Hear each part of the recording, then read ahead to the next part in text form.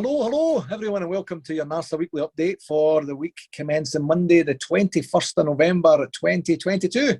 It's Gary here again, and as I mentioned last week, I would like to welcome you to our 100th episode of the NARSA weekly update podcast. I don't know if you remember, but I mentioned way back when we started that if we got to 10 shows and my house wasn't egged or I hadn't been beat up or stoned in the street or whatever it was, that would continue doing the pods. And in the previous 99 shows, I've had the odd hint that people are actually listening because I do get chinned for the mistakes that I make now and again, and then I have to atone for that mistake in the next again show. So when I get and also when I sound rough after a bit of a heavy weekend, say for example a fact-finding mission in April of this year to Las Vegas for the convention, but then at the actual convention itself, I did also have, it must have been quite honestly about maybe 20 or so blue noses from back home and said that they listen every week. I don't know if that was specific to the convention or because they're regular listeners, but I'll take it, and it's very, very humbling to know that there does seem to be some value for some out there who continue to regularly tune in. We'll never, ever, ever take your time and attention for granted. And so from the bottom of my heart, I cannot thank you enough for being with us every single week. So the main mission at the very beginning was to basically kind of pull back the curtains a wee bit on the inner workings of NARSA, remove any mystery or guesswork, and most importantly, just to inform everyone of what's going on in and around our convention planning, our RTV engagement, and anything else that we've got going on from a NARSA perspective. Something for members and something for non-members was the original strategy at the very beginning, and that remains to be the case for now as well. So I've not received too much feedback on the format or delivery method since we started the podcast, but I have received the odd suggestion now and again that it gets a wee bit boring when it's just me week after week, and I can absolutely appreciate that. A format of having other people on does really break things up. Of course it does, and gives our listeners something a wee bit different in terms of another voice for sure, and another opinion as well. I have no argument there at all. It's just a wee bit more logistics to manage and to line up schedules and the like, and it's something that I've been kind of resisting for a wee while, if I'm being quite honest, because I just don't have the time to be able to do that. But I'm sure if I get into it, we can incorporate that over the next wee while, at least now and again. So, and in fact, actually, one additional inspiration around what I'm just about to tell you here in a wee minute was I was driving with Leo to a party on Saturday night, and we were talking about the pod. I don't even remember what we were talking about, to be dead honest. And he says, well, it hasn't really evolved since it started though, has it? And I was like, what? And he said, well, it hasn't. It's just the same. It's the same sort of stuff that you're doing all the time. And so then we had a good chat about what he meant by that. You know, you have to admire and trust the brutal honesty of your kid every now and again to keep you on the straight and narrow. So with all of that said, my friends, and to mark this momentous occasion of our 100th episode anniversary for us here at NARSA, I am absolutely delighted to let you know that for the very first time, I'd like to introduce a guest to the NARSA Weekly Update. And our first ever guest is none other than NARSA VP, Orange County Ranger Supporters Club President, and my pal, Brian Campbell. Brian, my friend, how the hell are you doing? Hello, I'm good, Gary. I'm good. That was quite the intro. Yeah, I thought you forgot about me. I was going to run away there and get a cold one. How you doing, man? I'm doing good. I'm doing good. I just wanted to build things up a wee bit there, generate a wee bit of excitement. I'm delighted to have got the invitation to your 100th. Thanks very much. Yeah, no, I'm very, very happy to have you here. So just before we start on the Rangers stuff, and of course today is a wee bit of a momentous day in and of itself in Rangers history. Just wanted to ask a wee bit about yourself. How's your ongoing recovery going from your cancer treatment?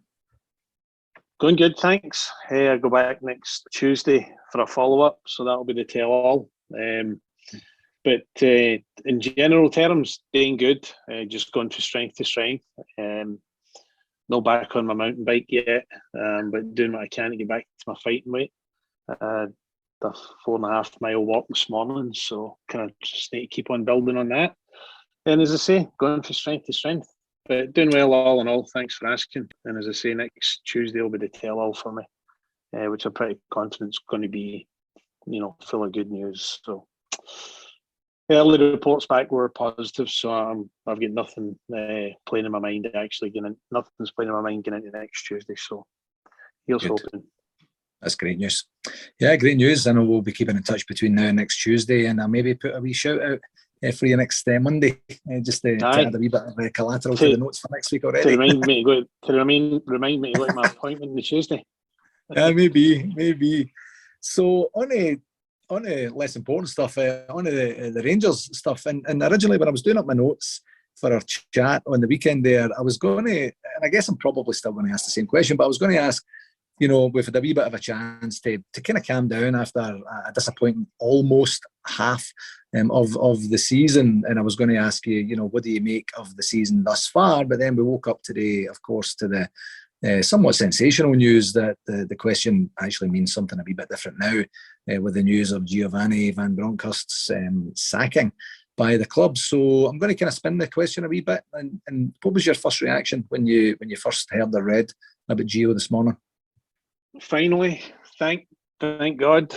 Good. Let's move on. Upward, onward, all the kind of things were my initial thoughts as I wiped the sleep out my eyes when I saw that. So I'm glad it's came. I'm glad we've gotten to this point. I'm not glad it's came to this, but I'm glad we've got to this point because the signs have been there for a long time. Things, quite frankly, weren't going to change, in my opinion. I think I was super duper patient myself with Gio and made excuses in the beginning, and then the injuries kind of continued to mount, and I kept kind of saying, "Well, that's a fair excuse," but there was no plan B. There was no let's change something up. There was no emotion on the sideline when we all knew we needed that wee bit of inspiration. And I think I've said to enough friends, and I think probably yourself included, how do you enjoy watching Gio's press conferences? And I think every friend has responded back, I don't watch them. I've stopped watching them long ago. And my reaction to that is, well, if you and I have stopped watching the press conferences at this point, how inspiring do you think he is to the players on a daily basis, or on match day, or at half time? I mean, his full-time words were just brutal. I mean, for Ajax onwards, I think probably Ajax is when he completely lost me, if I'm being perfectly honest. We can say what we want to say about Steven Gerrard and the way he separated and left the club, and fair enough. I'll always feel that he done it for the step up, but more importantly, I think he done it to be back closer to his family. But while we had Stevie G, I think we could all agree that every press conference he done, win, lose or draw, there was a level of inspiration, there was a level of belief, there was a level of something you can take away from it. And not only just a level of inspiration to employ in and around that game or pre-match press conference, but there was some nuggets you could take away and use in daily life as well. He seems to be a well-trained, well-spoken individual, Stevie. We just didn't have that with Gio. And I don't think it was a language barrier. I think we just didn't have it. So time might tell and time might show that he'll go back to the continent and really tear things up and be super duper successful. But that might just be for that type of game or that style of play in the continent. But for me, he was never going to turn the corner. So I'm glad we got there this morning.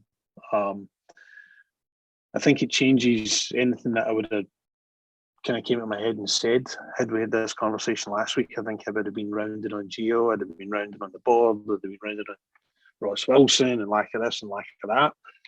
But at this point, we just need to get the best candidate in, and we need to dust ourselves off, and hopefully it's somebody that can come in with a level of inspiration and get in it. Pardon me, get in the heads of these players that we have.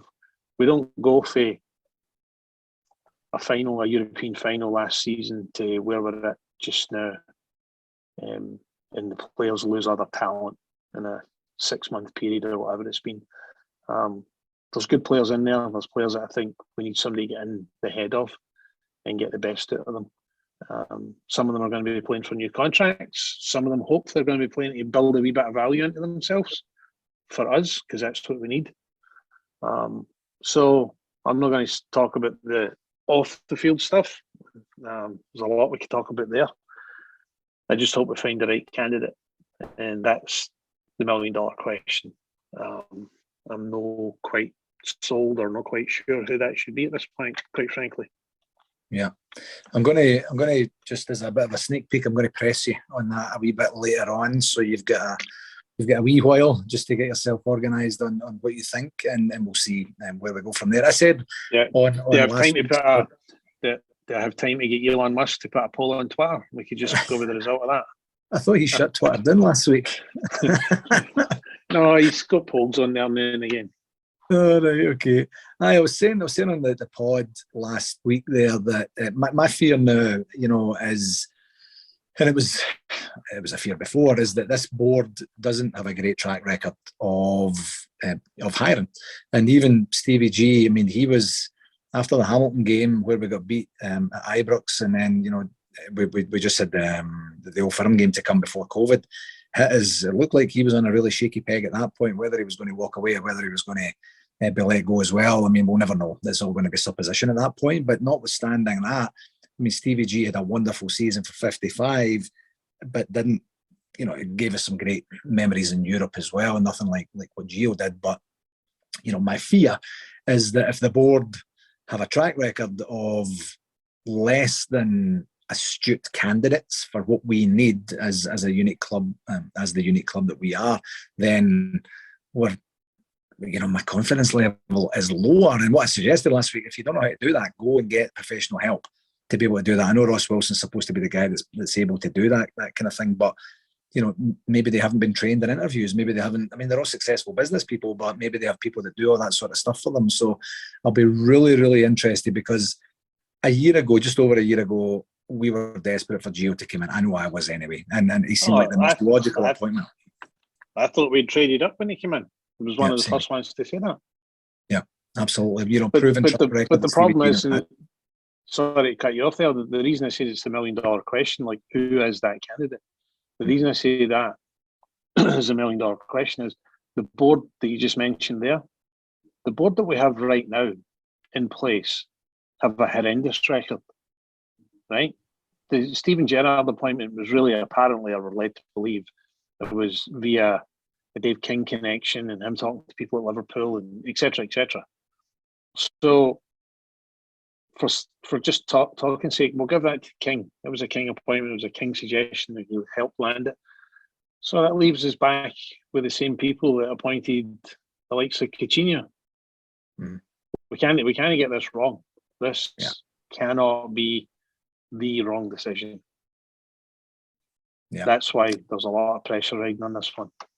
Yeah, 100%. It's the same every time. We're coming a wee bit more accustomed to this than we were like when you and I were growing up.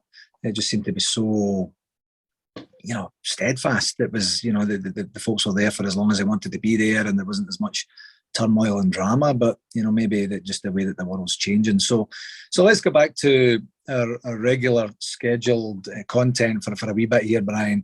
So thankfully we didn't have Rangers to ruin our weekend there like they've done for the last couple of weekends. But of course we've got the World Cup that's just started there yesterday. And a wee interesting tidbit is that you're a previous World Cup attendee. What do you remember from the World? Tell us what the World Cup was, and what do you remember from the World Cup when you were there? So it was the World Cup. The World Cup was in Mexico in 1986, and that was the year that we moved to sunny California. And it was one of the bribing factors, I think, for my dad at the time was, if we moved to California, I'll take you to Mexico. So I was all in for the moment he suggested that. So I remember pretty much, I think, everything for being in Mexico. We stayed in Mexico City. We commuted out of Mexico City to Querétaro. And then we also went out to Netza. We only went to the Germany and the Uruguay game. And, there were like 100-mile taxi rides or something like that. Wow. And me sitting in the corner with cans of Coke and bags of crisps. It was just like being in a pub in Glasgow with my dad and his friends all over again, but it was near the other end of the world. So now a lot of the Tartan Army were there. There was video footage of us up on the fences, hanging banners and things like that made it on the TV back home. So people back home had saw us at that point in time. And then we went to the Aztec Stadium. We got to see Mexico play in Iran. And the scoreboard only had 3 letters for each country, MEXVIRA. So we were all Mexican fans for the day. And still got the Mexico top that we bought outside the ground for that particular game. So I remember it very clearly, actually. And, you know, when I see memories come up, oh, so many years ago, this game or that game or we qualified for, it's all pretty clear. So obviously a good friend of ours, Scott Robertson from Chicago's over there in Qatar with his boy Cooper. So he sent a couple of pictures this morning to them in the ground for the US and Wales game.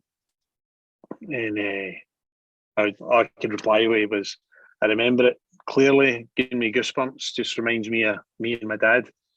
So told him to lap it up and enjoy every moment of it, you know. Yeah, nice one. So I actually got asked this morning who am I cheering for in the World Cup, and I says I literally don't care who wins it. It's actually good just to watch games of football and have, you know, almost zero emotional attachment to anything that's going on, other than maybe the odd player that I like or whatever. It makes it. It's a night. I feel like I'm on football holiday, to be dead honest with you, which is absolutely brilliant. So in terms of, I know that we're only 4 games in, but who's your pick to win it?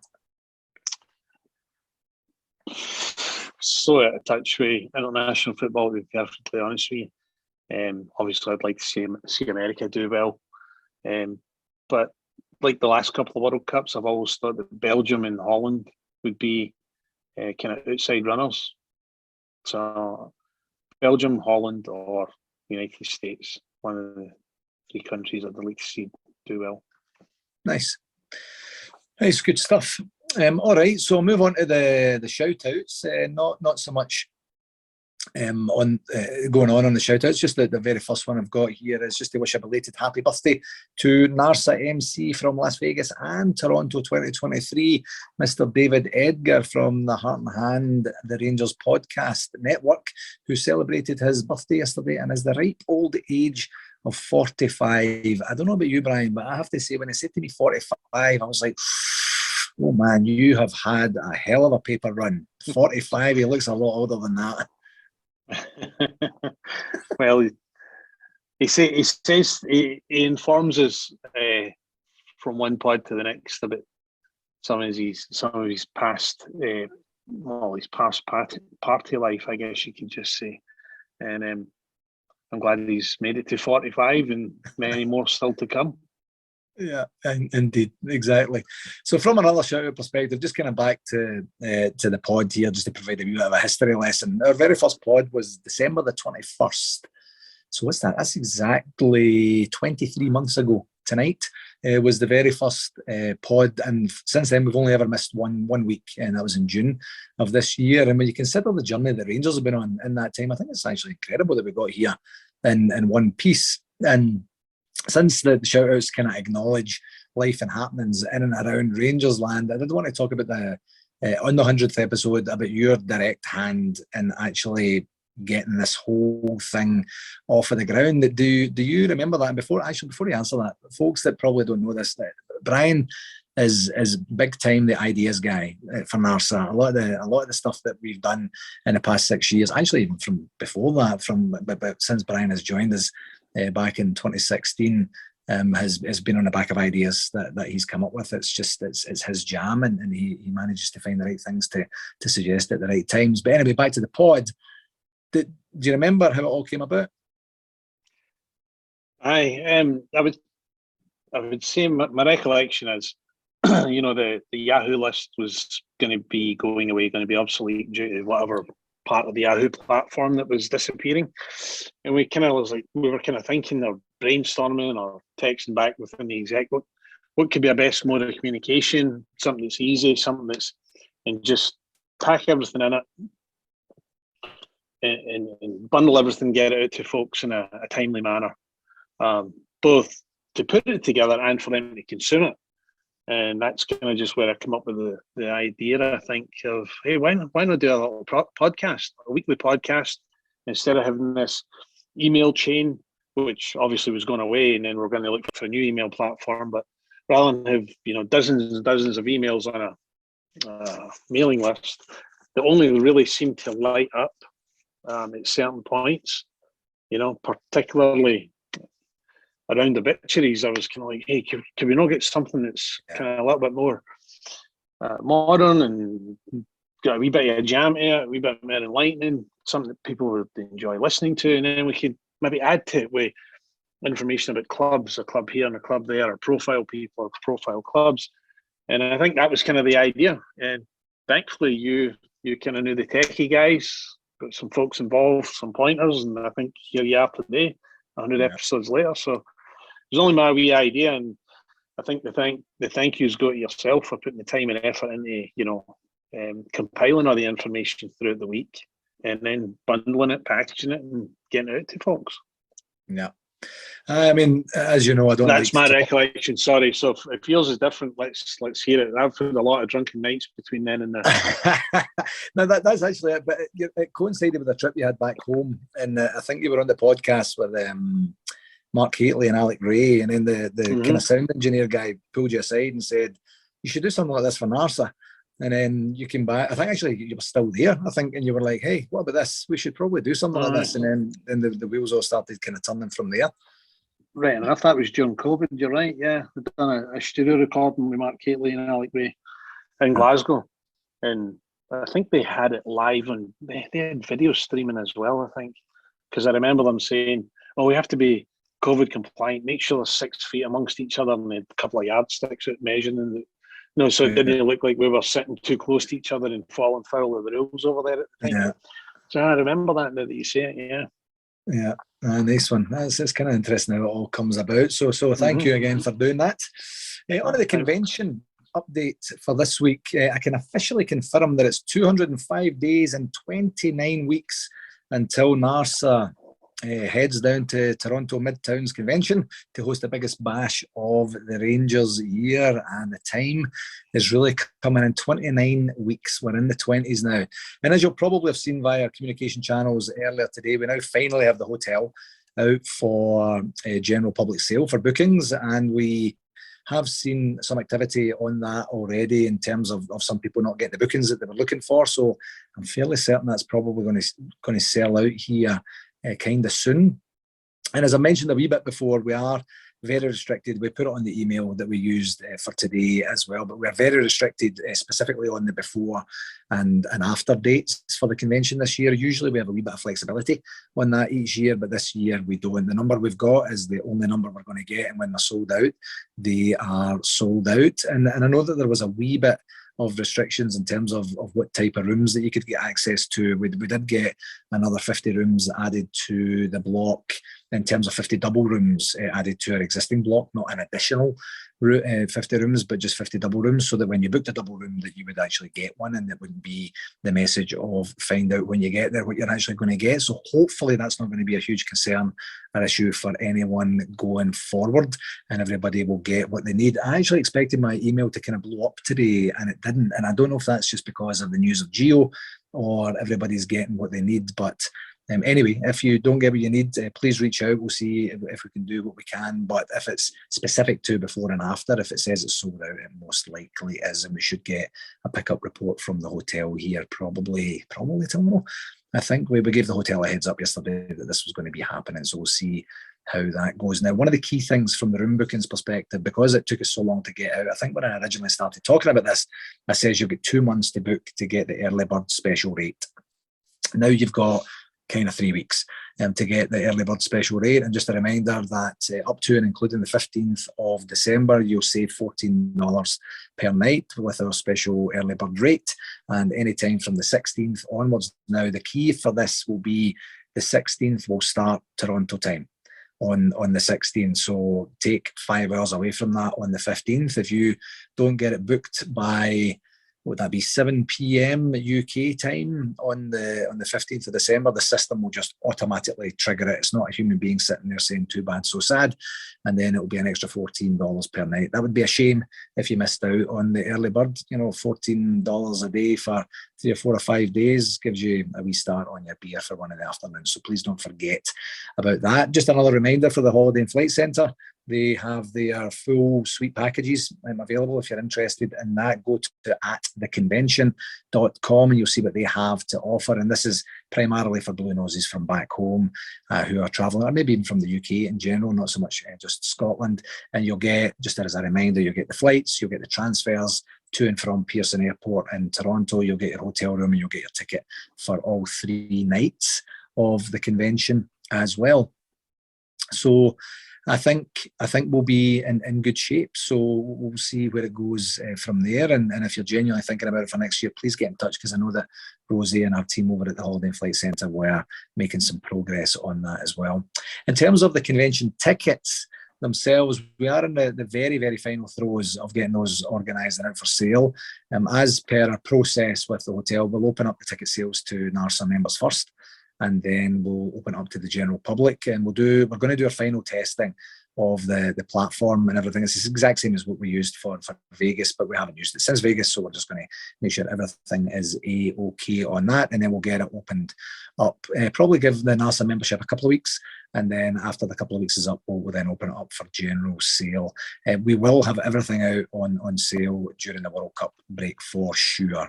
As I say, we're in the final throes of that. And just another wee quick reminder related to the convention, we are going to be heading, the NARSA executive are going to be heading over to Toronto to hang about the hotel on the weekend of the 3rd to the 5th of February. And we will be at Toronto Midtown for the game, I think it's against Livingston, on the 4th. And we'll be doing a hotel walkthrough, meeting with the hotel staff, and getting a bit of planning and action items organised with the host club as well. So if you're in or around the area, we'd love to see you, and hopefully get a chance to maybe have a wee night, maybe on the Friday or Saturday or something like that. Well, I guess we'll figure that out a wee bit closer to the time. So on to the convention. Brian, what's your favourite part of organising the convention? Now, I'm going to ask that as a kind of twofold question. The complaints. I'm only here for the complaints. I was actually going to say, is it the countless hours of doing stuff that people will never see? Is it the complaints, which you said? Is it going through the various iterations of budgeting that we have to do? Is it when things go wrong that we could never have foreseen happening? But you're right, straight into the complaints. Oh, every time we put out a communication or launch something, I'm like, how long will it take to get a couple of messages back of a negative nature? But no, all kidding and joking aside, a lot of work does go into putting these on. Being involved in countless conventions now, both from a host club perspective and as part of the NARSA exec. And I think, I know I'm joking about the complaints, but I think we constantly build for the complaints, quite frankly. Yeah. So it's worth noting for the listeners out there that we don't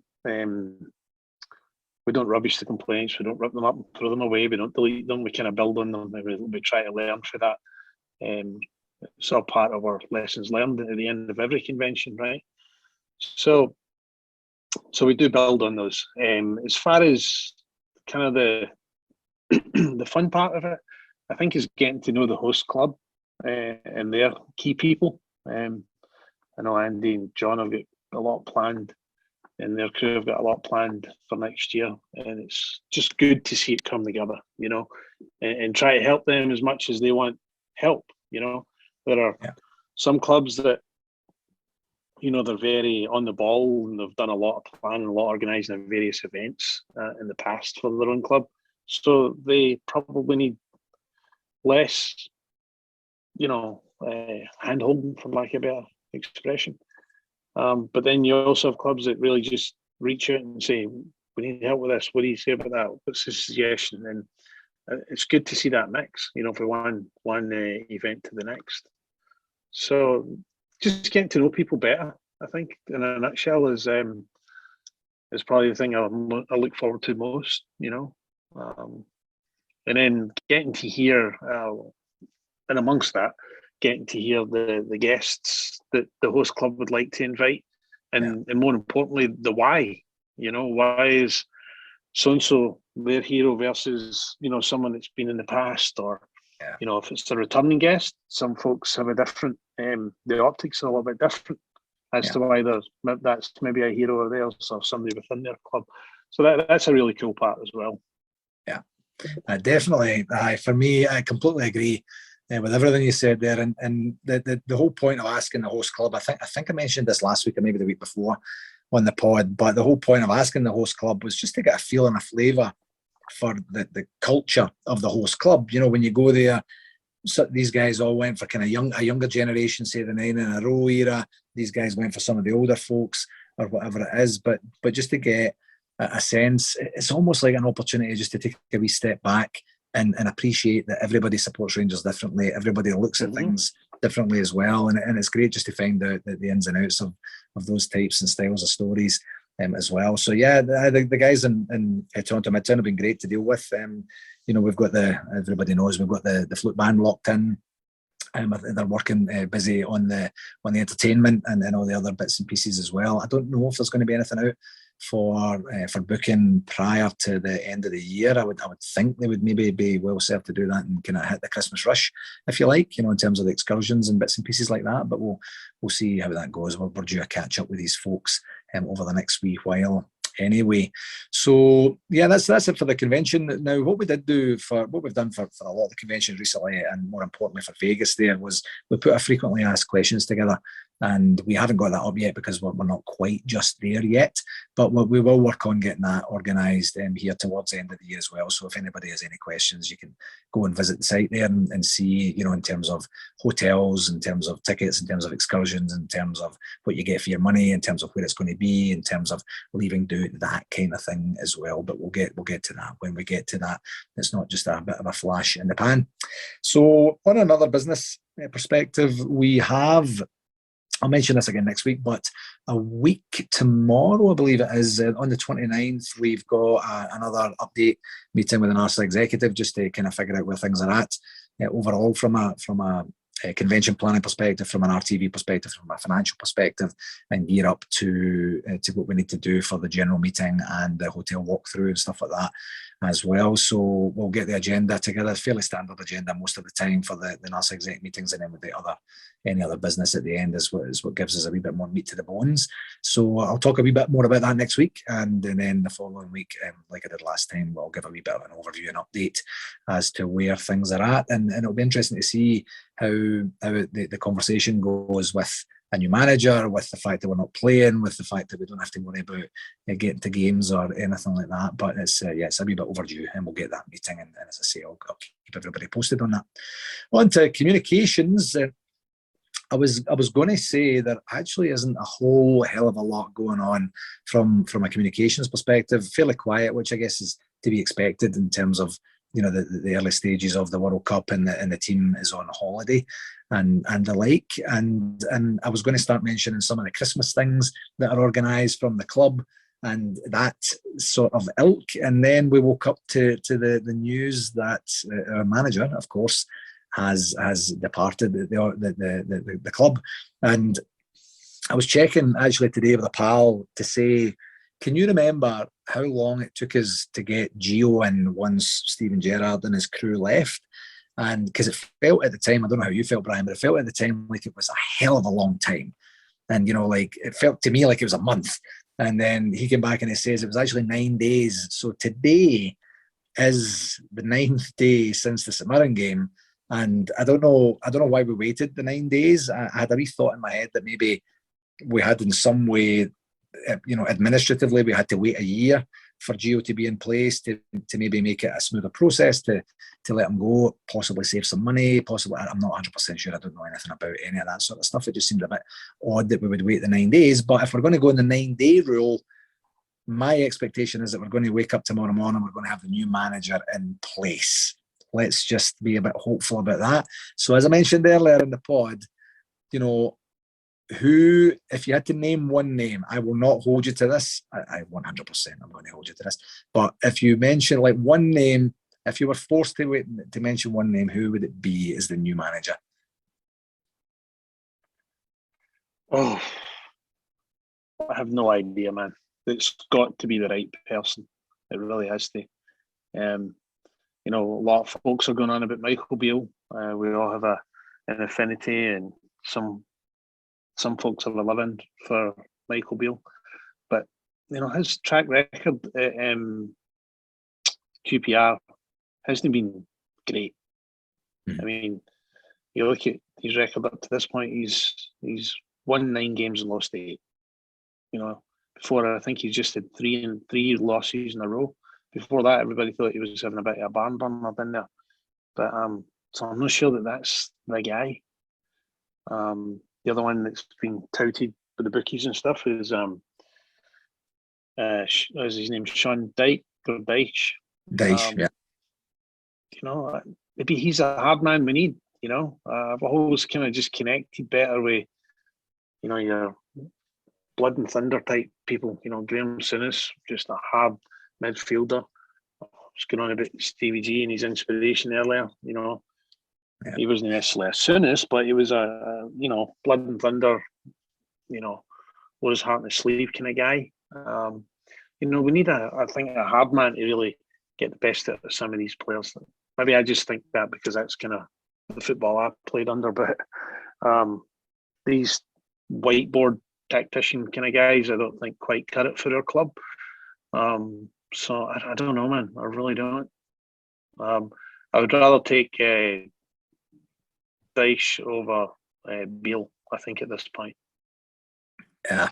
I mean, with everything said, apart from the affinity, apart from the experience with the club and his knowledge and stuff, it's a very, very similar situation to Steven Gerrard. I mean, he's a brand new manager. He's net new. He's been managing for the equivalent of 5 minutes and still obviously finding his feet. I mean, he was touted as being the guy that was genuinely the brains behind Steven Gerrard's success. And then you look at what happened to Villa once Beale left. That certainly might be something to that. But being a fantastic tier 1 coach and being a manager is 2 different things. And I don't know. I like him. I think he would be good. I don't think he would be bad. On Sean Dyche, if I was being pressed for an answer, I would say him. Proven manager at the top level, no nonsense. Very good speaker and the type of guy, kind of back to your point earlier, the type of guy that win, lose or draw, I would be tuning in to the post-match press conference because I want to see what he's got to say. I mean, the one thing about Steven Gerrard was, almost to a fault, he was brutally honest in everything that he said, whether it was during the pressers before the games or immediately afterwards. Apart from the fact where he said to Emma Dodds, "Do I look happy? Yeah. Do I look settled yet?" So the questions, and then he left next week. But other than that, let's just say that he had a wee bit of an attack of the yips in terms of his ability to be honest. But yeah, I would say Dyche for me right now. Someone. I think we need a name that we know. Is what I would say, because if we get a name that we don't know or someone that we have to go and Google, even if there is an impressive track record there, the affinity, the knowledge of Rangers Football Club as a club and as an institution, it just wouldn't be there, I don't think. Then not immediately anyway, and then it would feel like it would make the rebuilding job just a wee bit harder. And when you think about it, I heard I think it was earlier, mid last week, one of the guys on Heart and Hand had said over the 38 games that Gio was in charge, he got 91 points in the 38 games, sorry.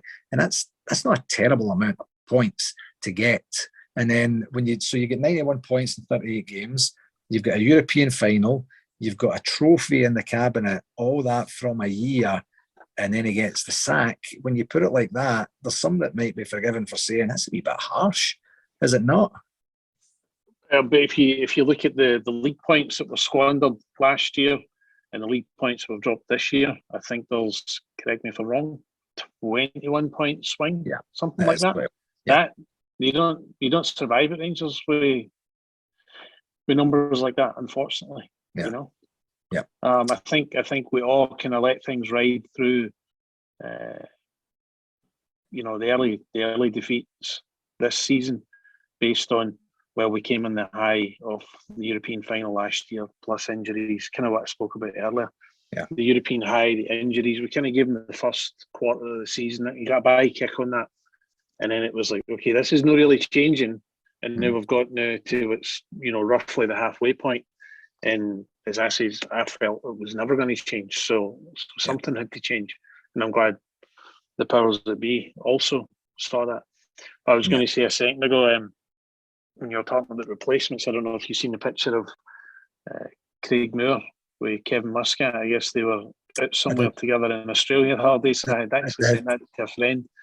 I actually sent that to someone, and it says, "Oh, maybe that could be a coaching team at Ibrox." It says Craig Moore could go for an NARSA coach in Vegas to coaching the Rangers all in the space of 6 months. That would be a turnaround in a coaching career, wouldn't it? Yeah. So I was just having a wee laugh at that when I saw the two of them in a pub, Yeah, you never know. And I think, from back to the point that you made earlier in terms of, NARSA, we learn from the complaints, we learn from our mistakes, we take our lessons learned very seriously, and we put those lessons into practice as much as we can for next time.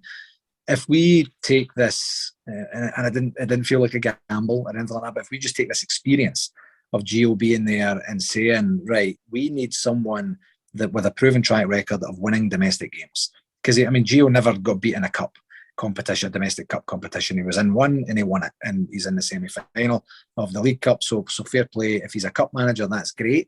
We need more than a cup manager, of course. Our bread and butter, if it was ever never fully understood, it should be now that our bread and butter is you need to win league games. You'll get forgiven for flopping in the cup. Stevie G did. But you can't, you won't be forgiven because, as I think I mentioned this last week as well, you're just in a situation where that feeds everything else. It feeds the momentum, it feeds the commercial activity for the club, it feeds the feel-good factor for the club, it feeds our European position for next year. The type and style and caliber of players that we can attract as well. So we need someone that with a proven longevity to be able to concentrate for 38 games and get the most amount of points. And as long as it's 1 point or 1 goal ahead of that mob from the East End, then they're going to be classified as a success. Absolutely, that's that in a nutshell. Yeah, exactly.